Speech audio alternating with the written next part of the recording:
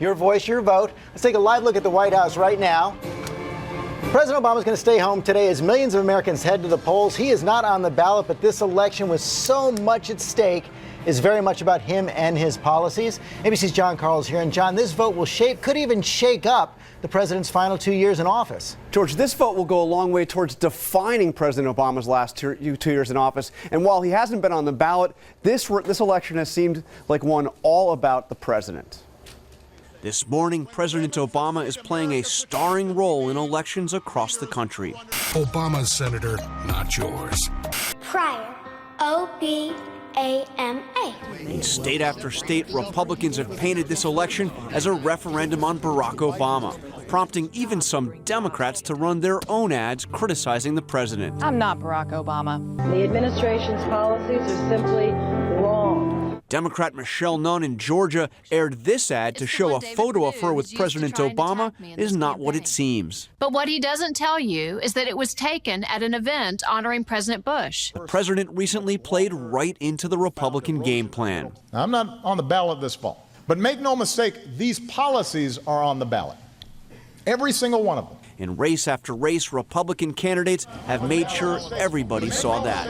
These policies are on the ballot. The president is unpopular nationally, but even more unpopular in states with competitive Senate races. You don't agree that the president's been considered politically toxic to many of those Democrats running in?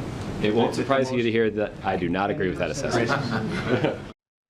I think you'd expect him to say that, John Carl. I don't know what else he could say, but you're over at the map right now. And what are the key races you're going to be looking at tonight when we think about this control of the Senate, which hangs in the balance? Well, George, you have 16 states where you could see party control change. 13 of those are now held by Democrats. But if you want to see if Republicans get control, here are 3 states to watch most closely. First of all, Colorado. This is a state that went twice for Barack Obama. It's where he accepted the Democratic nomination in 2008. But as you can see, the Republican Cory Gardner has a slight edge in recent polls. He also has a slight edge in the early vote. They could win there. Then Iowa. This is the state that really gave birth to the Obama candidacy in 2008 when he beat Hillary Clinton. You have a race here that is neck and neck. If anything, you've seen some momentum on the Republican side with Joni Ernst. If the Republicans win both of those states, they will win control of the Senate. But there is a wild card here, Kansas.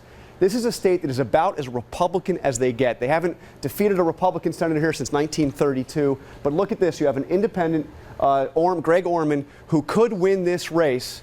And then there's an all-out bidding war because he hasn't said whether or not he would caucus with Democrats or Republicans. He could hold the balance of power on election. And on top of that, there could be runoffs in Louisiana and Georgia in December and January, which means we may not know who's going to control the Senate for a while. I think there's a very good chance that we will have no idea at the end of the night tonight who has control of the Senate. Okay, John Carl, thanks very much. Let me bring in Matt Dowd, our political analyst as well. You saw from John's piece right there how disillusioned Americans are with President Obama, how much of a factor this was in the race. But this is a kind of a broader rejection election.